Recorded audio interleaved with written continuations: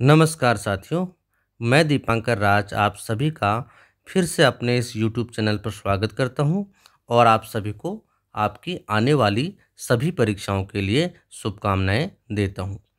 आज मैं आपको मानव शरीर के कुछ रोचक तथ्यों के बारे में जानकारी दूंगा, जिससे संबंधित प्रश्न परीक्षा में अक्सर पूछे जाते हैं।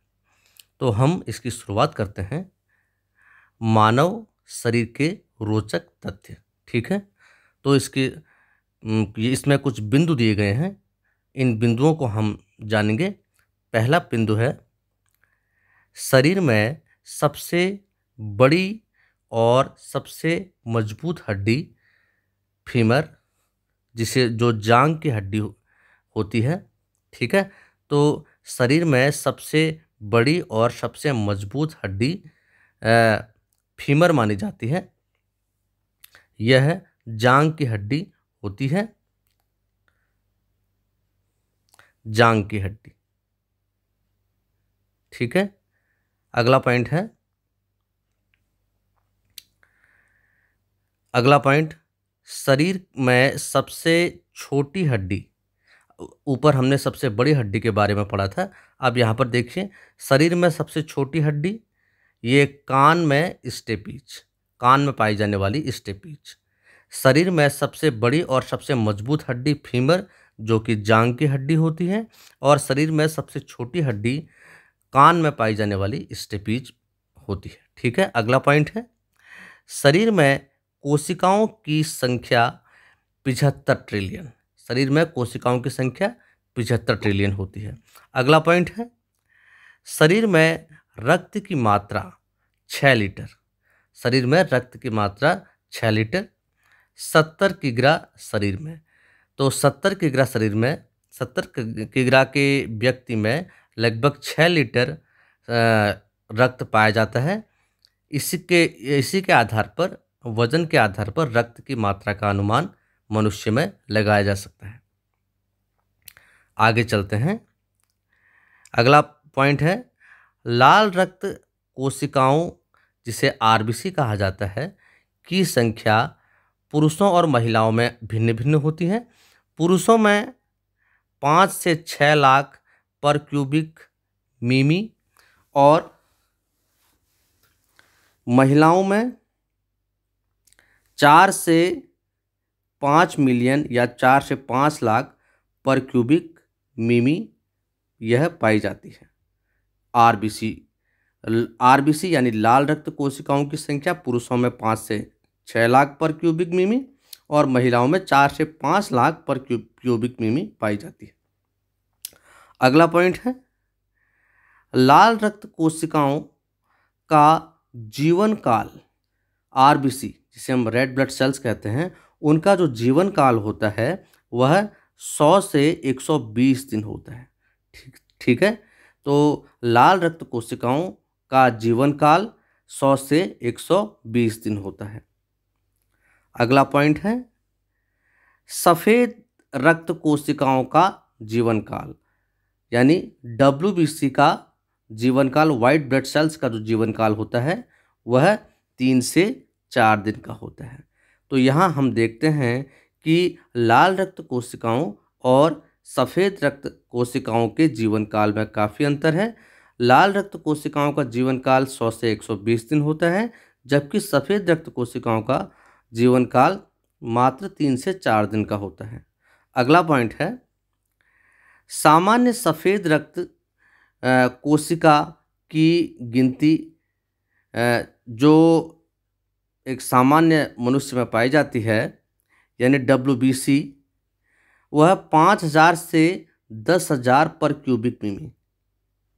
मानव शरीर में 5000 से 10,000 पर क्यूबिक मिमी में डब्ल्यूबीसी पाई जाती है, यानी वाइट ब्लड सेल्स पाई जाती है। अगला पॉइंट है, समय यानी आरबीसी द्वारा लिया संचलन का एक चक्र पूरा करने के लिए, यानी जो संचलन का एक चक्र पूरा करने के लिए आरबीसी द्वारा जो लिया गया समय होता है वह 20 सेकंड का होता है, ठीक है। संचलन के लिए आरबीसी द्वारा लिया गया जो समय है वह 20 सेकंड का होता है। अगला पॉइंट है, लाल रक्त कोशिकाओं यानी आरबीसी के अन्य नाम है वह है एरिथ्रोसाइट।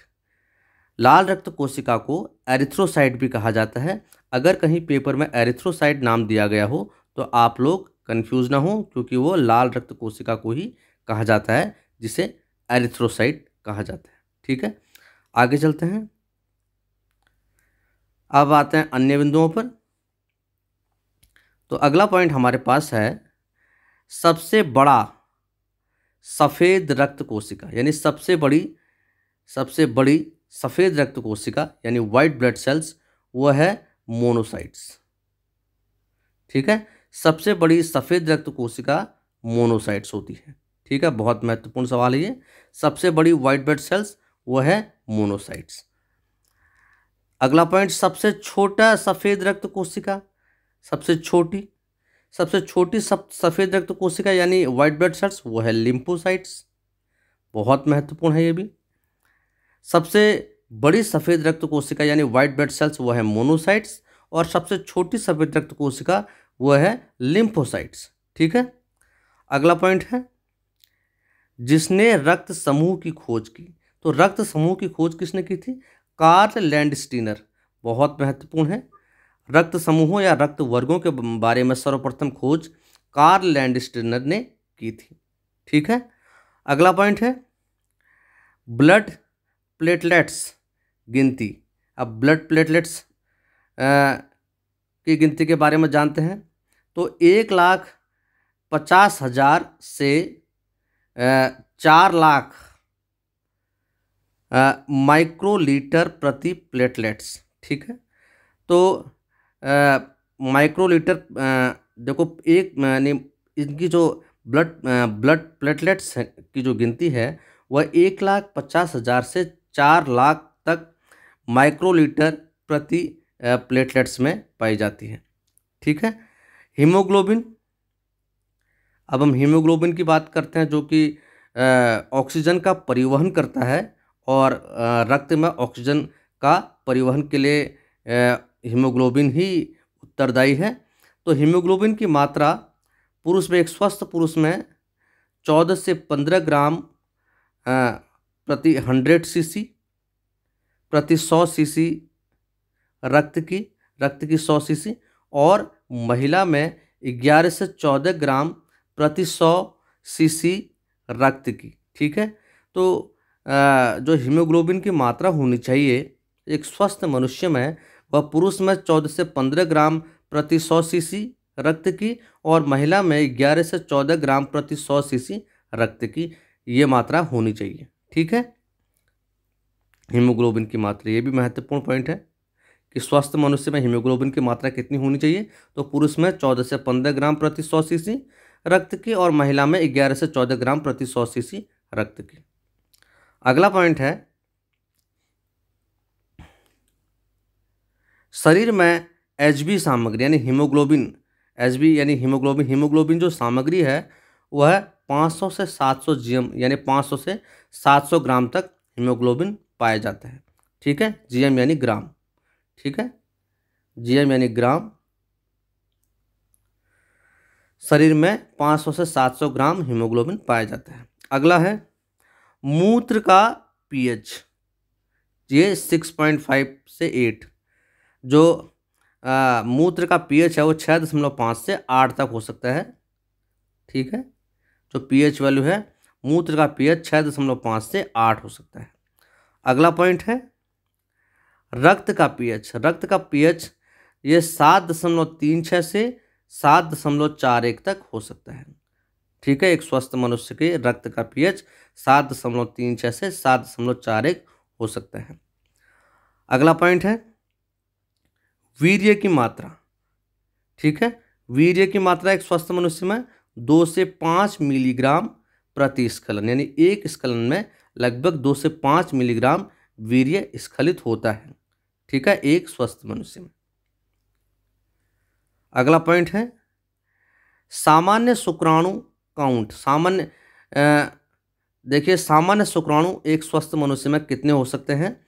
250 से 400 मिलियन प्रति स्खलन, यानी एक स्खलन में 250 से 400 मिलियन तक शुक्राणु स्खलित होते हैं। ठीक है। मासिक, अगला पॉइंट है मासिक धर्म चक्र, वो ये 28 दिन का होता है। ठीक है, महिलाओं में मासिक धर्म चलता है और यह मासिक धर्म चक्र 28 दिन का होता है। आगे चलते हैं। अगला पॉइंट है रजोनिवृत्ति की उम्र 45 से 50 साल। देखिए, महिलाओं में 45 से 50 साल के बाद मासिक धर्म समाप्त हो जाता है, जिसे हम रजोनिवृत्ति कहते हैं। उसके बाद महिला संतान को जन्म नहीं दे सकती। तो रजोनिवृत्ति की जो उम्र है वह है 45 से 50 साल के लगभग। ठीक है। इसके बाद इस 45 से 50 साल के मध्य महिलाओं में रजोनिवृत्ति हो जाती है, यानी मासिक धर्म समाप्त हो जाता है, फिर वह किसी संतान को जन्म नहीं दे सकती। अगला पॉइंट है रक्त के थक्के समय, यानी रक्त का जो थक्का जमने का समय है वह 3 से 5 मिनट का है। ठीक है। शरीर के किसी भाग पर चोट लग जाने पर उस भाग के मरम्मत के लिए वहाँ पर रक्त का थक्का जम जाता है। तो रक्त का थक्का 3 से 5 मिनट में ये औसत समय है कि जम जाता है। अगर देर लग रही है तो इसका मतलब विटामिन के की कमी हो सकती है या अन्य आनुवंशिक कारण भी इसके लिए उत्तरदायी हैं, जिसके बारे में हम आने वाले वीडियो में जानेंगे। अगला पॉइंट है मस्तिष्क का वजन। ठीक है। जो मानव मस्तिष्क का वजन है वह 1300 से 1400 ग्राम होता है। ठीक है। वह वयस्क में, ठीक है, एक वयस्क मानव का जो मस्तिष्क का जो भार है वह 1300 से 1400 ग्राम होता है। ठीक है। 1300 से 1400 ग्राम। ठीक है। आगे चलते हैं।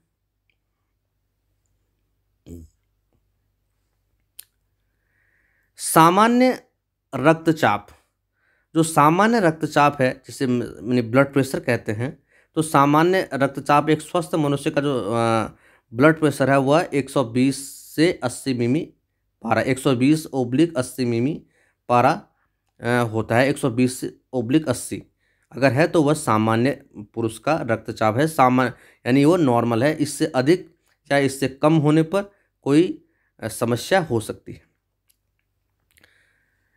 अगला पॉइंट है यूनिवर्सल रक्तदाता ओ, यानी यूनिवर्सल डोनर ओ समूह का, ओ वर्ग का जो ओ वर्ग के रक्त का जो व्यक्ति है वह यूनिवर्सल रक्तदाता यानी सर्वदाता कहलाता है, यानी यूनिवर्सल डोनर कहलाता है, क्योंकि इस वर्ग के व्यक्ति का रक्त सभी वर्गों के व्यक्तियों को दिया जा सकता है।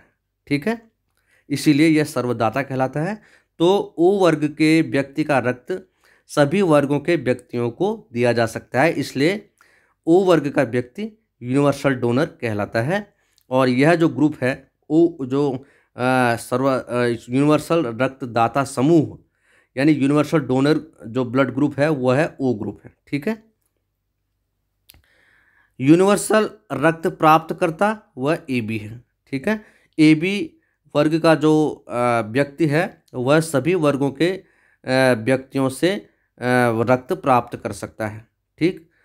तो ओ वर्ग का व्यक्ति सर्वदाता है, सभी वर्गों के व्यक्तियों को, सभी रक्त समूहों के व्यक्तियों को रक्त दे सकता है। और ए बी सर्वग्राही है, सर्वप्राप्त करता है, जो कि सभी वर्गों के रक्त को ले सकता है। ठीक है। ये महत्वपूर्ण पॉइंट है। सर्वदाता ओ और सर्वग्राही ए बी। ठीक है। आगे चलते हैं। औसत शरीर का वजन ये 70 किलो है। देखिए यहाँ पर खान पान, जीवन शैली पर शरीर का वजन निर्भर करता है। ठीक है। जीवन शैली हमारी कैसी है, हमारा स्वास्थ्य कैसा है, और हमें और कभी कोई शारीरिक समस्या, कोई बीमारी, तो उसके आधार पर भी वज़न का निर्धारण होता है। तो यहाँ पर एक औसत दे रखा कि औसत शरीर का जो वज़न है लगभग एक वयस्क मनुष्य का लगभग 70 किलो तक हो सकता है। अगर इससे अधिक है तो समस्या है, और बहुत कम है तो भी समस्या है। आगे चलते हैं। सामान्य शरीर का तापमान, जो सामान्य शरीर का तापमान है वह 37 डिग्री सेल्सियस होता है। ठीक है। और तो अगर इससे अधिक है या इससे कम है तो कोई भी समस्या हो सकती है। सामान्य शरीर का तापमान है 37 डिग्री सेल्सियस। आगे चलते हैं। विश्राम के समय सांस लेने की दर, यह है 12 से 16 प्रति मिनट। देखिए, विश्राम के समय और कोई कार्य करने के समय या कोई दौड़ते समय या खेलते समय सांस लेने की जो दर है वह अलग अलग होती है। इसलिए विश्राम के समय सांस लेने की दर कम होती है और कोई भी शारीरिक कार्य करने के समय सांस लेने की दर अधिक होती है। विश्राम के समय सांस लेने की दर 12 से 16 प्रति मिनट होती है। आगे चलते हैं। रीढ़ की नसों की संख्या 31 जोड़े। तो जो रीढ़ की नसें होती हैं वो एक स्वस्थ मनुष्य में 31 जोड़े पाई जाती हैं। ठीक है। आगे चलते हैं।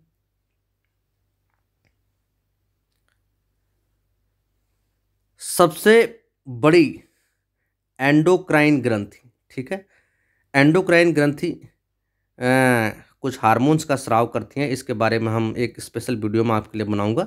ठीक है। तो जो एंडोक्राइन, जो सबसे बड़ी एंडोक्राइन ग्रंथि है वह थायराइड ग्रंथि है, जो कि थायरोक्सिन हार्मोन्स का स्राव करती है।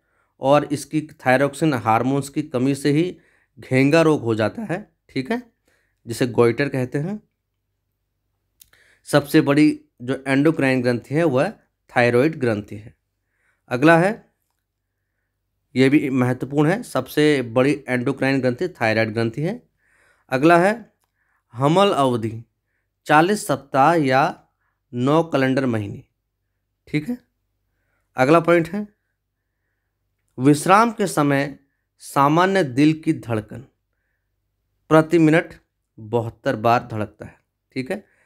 ये महत्वपूर्ण पॉइंट है कि विश्राम के समय जब हम कोई शारीरिक कार्य ना कर रहे हों तो उस समय जो मनुष्य का हृदय है वह 1 मिनट में 72 बार धड़कता है।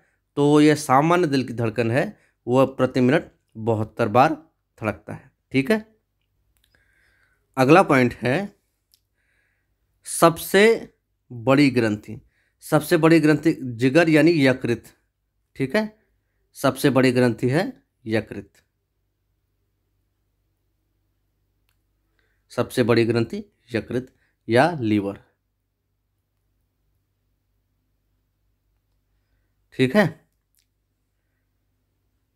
अगला पॉइंट है, शरीर में सबसे बड़ी मांसपेशी। तो सबसे बड़ी मांसपेशी है यह ग्लूटियस मैक्सिमस या कूल्हे के स्नायु मांसपेशी। जो कूल्हे के जो स्नायु मांसपेशी है या ग्लूटियस कहते हैं, यहाँ पे ग्लूटस लिखा है, इसको ग्लूटियस मैक्सिमस या कूल्हे के स्नायु की मांसपेशी, यह शरीर की सबसे बड़ी मांसपेशी मानी जाती है, जिसे ग्लूटस मैक्सिमस या ग्लूटियस मैक्सिमस या कूल्हे के स्नायु की मांसपेशी कहा जाता है। ठीक है। अगला पॉइंट है, शरीर में सबसे छोटा स्नायु या सबसे छोटी हड्डी है वह स्टेपेडिस है। ठीक है। सबसे छोटा जो स्नायु है वह स्टेपेडियस है। ठीक है। अगला पॉइंट है, सबसे बड़ी लाल रक्त धमनी नस। ठीक, यह महाधमनी एओर्टा। सबसे बड़ी लाल रक्त धमनी। ठीक है, यानी धमनी नस, सबसे बड़ी धमनी है महाधमनी यानी एओर्टा। ठीक है, महत्वपूर्ण पॉइंट है, सबसे बड़ी जो धमनी है वह महाधमनी है, एओर्टा। ठीक। अगला पॉइंट है, सबसे बड़ी नील रक्त धमनी नस, यह है इन्फीरियर वेना केवा। ठीक है। तो यहाँ पर लाल और नीले रक्त की बात चल रही है।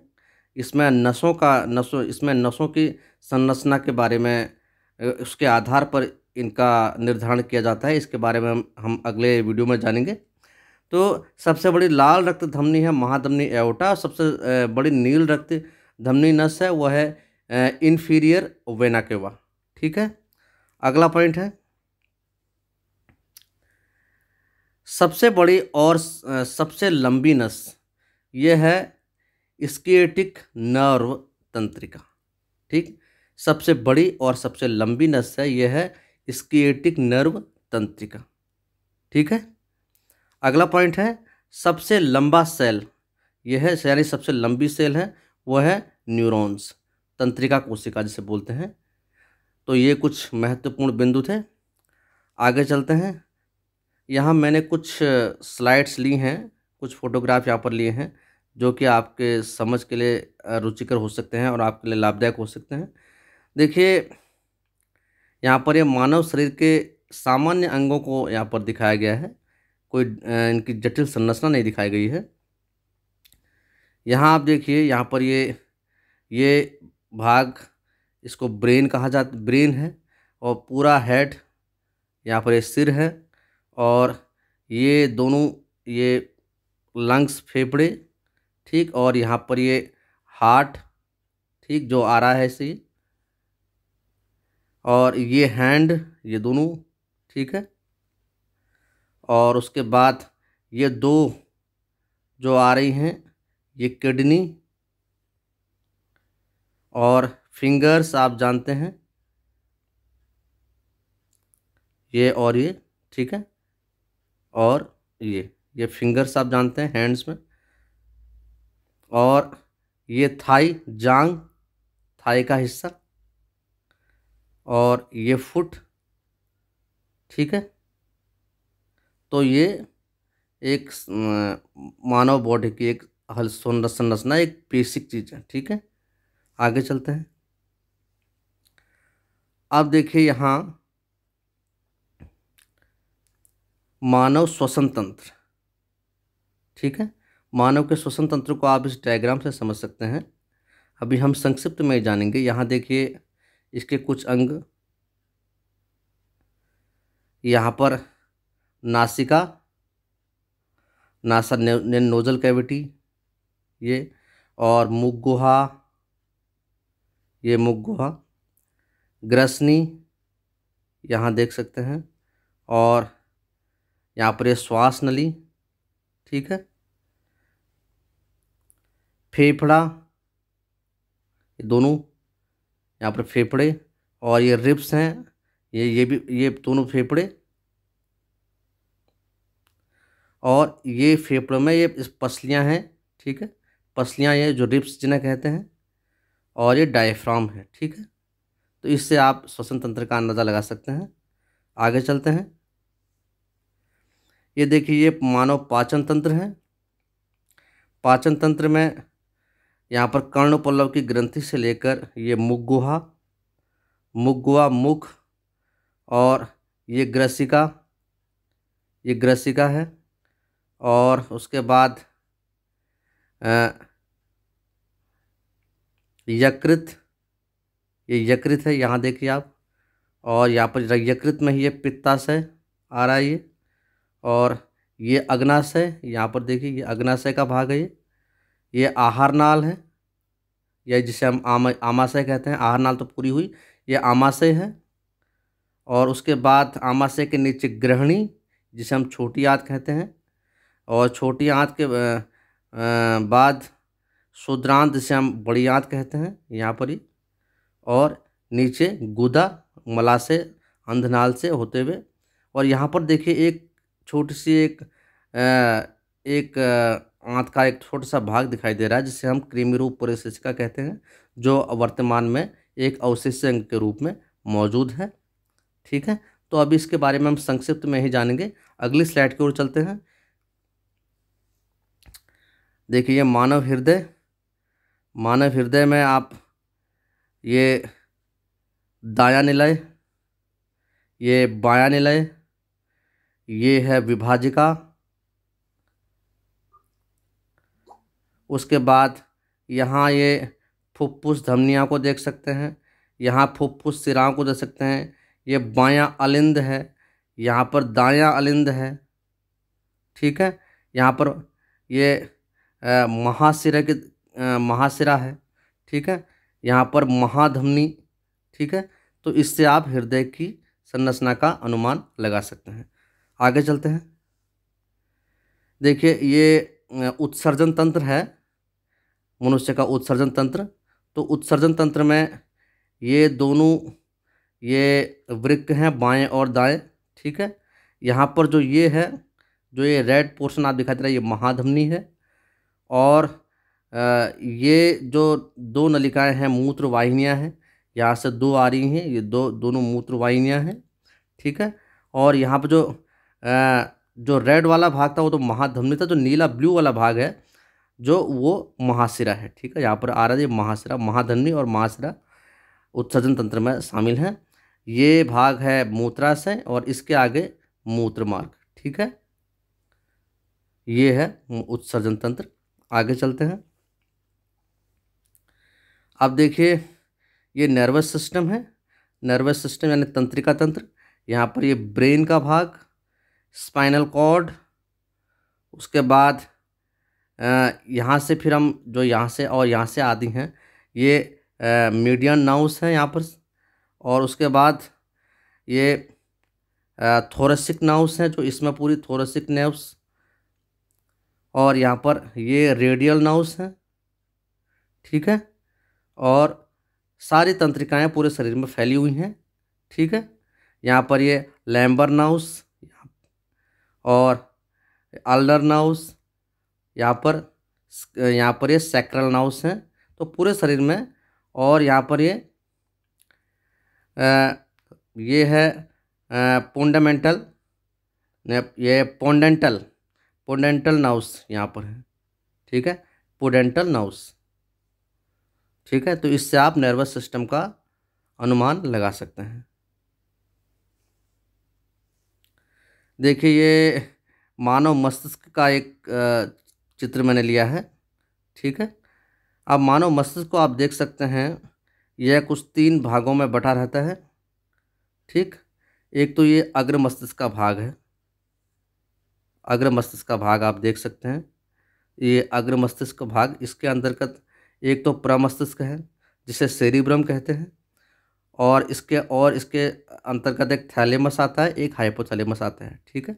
तो प्रमस्तिष्क का भाग ये प्रमस्तिष्क है, और थैलेमस यहाँ पर है, ये थैलेमस ये है ये, और थैलेमस और हाइपोथैलेमस यहाँ पर शामिल हैं। तो ये तीनों मिलकर अग्र मस्तिष्क का भाग बनाते हैं। उसके बाद आप मध्य मस्तिष्क आप यहाँ देख सकते हैं, ये मध्य मस्तिष्क का भाग है, ठीक है। और उसके बाद पश्चिम मस्तिष्क। तो पश्चिम मस्तिष्क के अंतर्गत एक तो पोन्स आता है जिसे आप यहाँ देख रहे हैं, उसके बाद पोन्स अनुमस्तिष्क जिसे आप यहाँ पर देख रहे हैं, और एक मेडुला है। मेडुला को आप ये पोन्स यहाँ है, और अनुमस्तिष्क को आपने यहाँ देखा, ये पोन्स यहाँ, अनुमस्तिष्क ये, और मेडुला यहाँ पर आप देख रहे हैं, ठीक है। ये तीनों मिलकर पश्चिम मस्तिष्क का निर्माण करते हैं। और यहाँ पर ये मस्तिष्क से स्पाइनल कॉर्ड, ये आप इस स्पाइनल कॉर्ड को देख रहे हैं ऐसे, ठीक है। तो ये मानव मस्तिष्क का एक चित्र यहाँ लिया गया है। यहाँ ये प्रमस्तिष्क गोलार्ध का एरिया है, और यहाँ पर ये कॉर्पस कैलोसम, ये एरिया है कॉर्पस कैलोसम, ठीक है। और यहाँ पर ये प्रमस्तिष्क तरल नलिका, इस तरीके से देख सकते हैं। आगे चलते हैं। हाँ, अब आते हैं हम मनुष्य के कंकाल तंत्र पर आते हैं। तो यहाँ कुछ महत्वपूर्ण चीज़ों को मैं बताऊँगा। यहाँ पर आप स्कल खोपड़ी के भाग है, उसमें विभिन्न प्रकार की हड्डियाँ, यहाँ पर ये रिब्स हैं, पेशियाँ हैं, और या वर्टिब्रा यहाँ पर से शुरू हो जाता है, ठीक है। और उसके बाद अगर आप यहाँ पर हाथ में देखते हैं तो रेडियस और अल्ना, तो यहाँ रेडियस यहाँ अल्ना, तो दोनों मिलकर रेडियस अल्ना बनाती हैं यहाँ भी। और वैसे अगर आप पाँव में देखते हैं तो ये टीबियो है, यानी चौड़े वाले टीबियो है, इसी के साथ में फिर पतली वाली फिबुला है, तो ये दो सब मिलके बनता है टिबियो फिबुला। ठीक है, तो इस तरीके से इस कंकाल तंत्र को आप देख सकते हैं। ठीक है, इसके बारे में डिटेल में मैं एक अलग वीडियो अलग बनाऊंगा। अब आते हैं हम जनन तंत्र पर। तो जनन तंत्र को आप देख सकते हैं, यहाँ पर शुक्राशय, मूत्राशय, प्रोस्टेट ग्रंथि, यहाँ पर शिश्न है, शिश्न मार्ग, शुक्रवाहिनी, और ये वृषण कोश है, ये वृषण है, ये वृषण कोश है। तो इस तरीके से हम नर जनन तंत्र को समझ सकते हैं। ये नर जनन तंत्र है। ठीक है, आगे चलते हैं। ये मादा जनन तंत्र है, जिसमें ये और ये दो अंडाशय हैं, बीच का एक गर्भाशय का भाग है, और ये यहाँ तक ग्रीवा आती है, और उसके बाद ये योनि का भाग है। ठीक है, तो इस तरीके से आप इसको समझ सकते हैं। तो यहाँ तक की जानकारी मुझे उम्मीद है आपको अच्छी लगी होगी। एक बार आप फिर से इसको रिकॉल कर लीजिए। ये ये मादा जनन तंत्र है, नर जनन तंत्र मनुष्य, और उसके बाद कंकाल तंत्र, उसके बाद मानव मस्तिष्क, ये नर्वस सिस्टम मानव, उसके बाद उत्सर्जन तंत्र, मानव हृदय, ये मानव पाचन तंत्र, श्वसन तंत्र,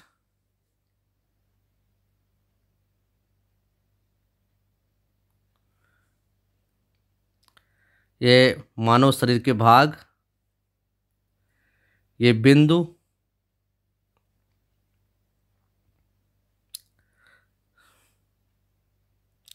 तो इन बिंदुओं को आप देख सकते हैं।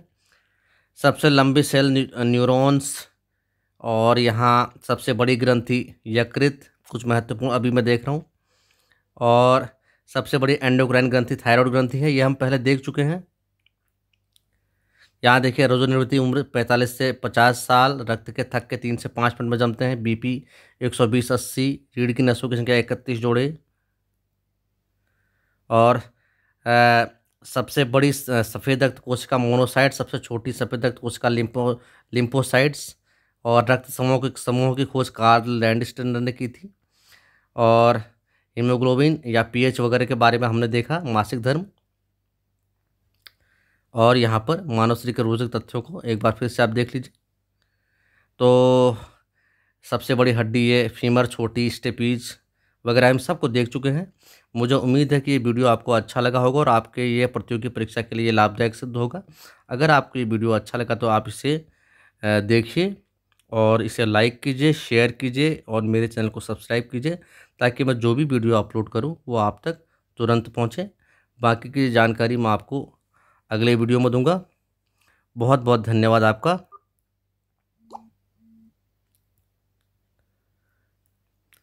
बाकी के जानकारी के लिए इंतज़ार करिए आप मेरे अगले वीडियो का। तब तक के लिए नमस्कार।